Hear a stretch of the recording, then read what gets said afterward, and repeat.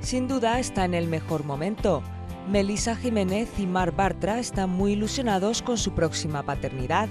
La periodista y el futbolista anunciaban hace un par de semanas la buena noticia de su embarazo. La parejita iniciaba una relación hace casi un año y ahora están muy contentos con la llegada de su primera hija. Ya estas cosas nos cuestan, por eso lo ponemos en las redes sociales. Ya te entiendo. ¿Sabes? Pero solo queremos felicitarte, muchas Muchas gracias. ¿Cómo te encuentras? Bien, muy bien, gracias. ¿De cuánto tiempo estás?